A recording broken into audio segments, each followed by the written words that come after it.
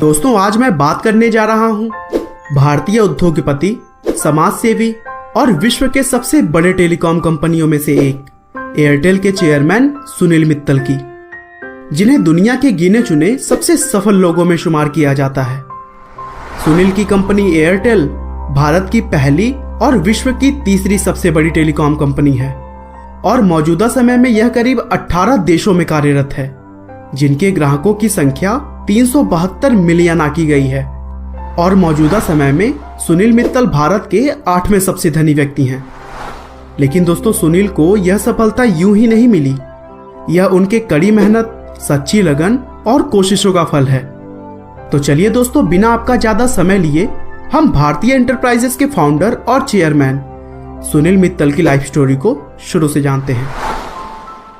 सुनील का जन्म 23 अक्टूबर 1957 को पंजाब के लुधियाना में हुआ था। उनके पिता का नाम सतपाल मित्तल था, जो एक पॉलिटिशियन थे और 2 बार लोकसभा से और 1 बार राज्यसभा से सांसद भी रह चुके थे। हालांकि वे अब इस दुनिया को छोड़कर जा चुके हैं। 1992 में हार्ट अटैक की वजह से उनकी मृत्यु हो गई थी।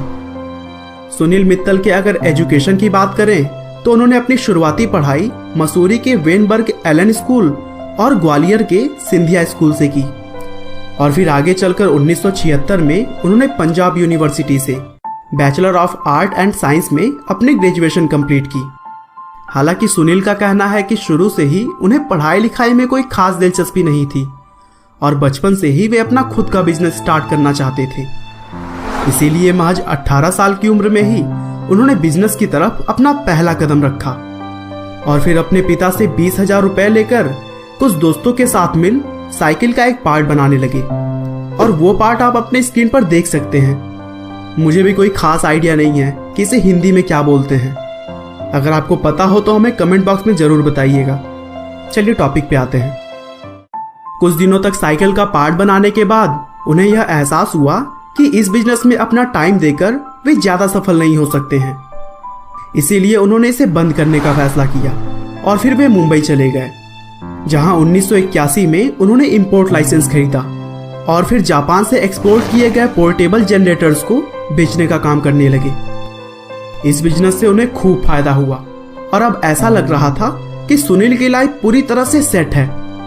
लेकिन तभी भारतीय सरकार ने जनरेटर के आयात पर रोक लगा दी, क्योंकि 2 भारतीय कंपनियों को अपने देश में ही जनरेटर बनाने का लाइसेंस दे दिया गया था।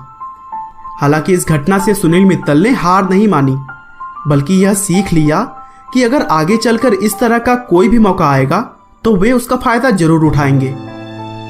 आगे भी सुनील अलग अलग काम करते रहे और 1984 में ताइवान की कंपनी किंगटेल से उन्होंने नए जनरेशन का पुश बटन फोन इंपोर्ट कर बेचने का काम शुरू किया, क्योंकि अभी तक भारत में वही पुराने फोन यूज किए जा रहे थे, जिसमें नंबर को दबा दबा कर हमें घुमाना पड़ता था। 1990 में सुनील ने फैक्स मशीन और बिना तार वाले फोन्स की भी बिक्री की। लेकिन उसके बाद जो हुआ उसने सुनील मित्तल की पूरी जिंदगी ही बदल दी। 1992 में उन्होंने भारत में नीलाम किए जा रहे मोबाइल फोन नेटवर्क के लाइसेंस के लिए बोली लगाई और 4 कंपनियों में उनकी कंपनी BCL को भी एक लाइसेंस मिल गई। हालांकि उन्हें यहाँ भी कई समस्याओं से जूझना पड़ा। लाइसेंस लेने वालों के लिए सरकार ने एक शर्त रखी थी कि उनके पास टेलीकॉम ऑपरेटर के रूप में कुछ ना कुछ अनुभव जरूर होना चाहिए।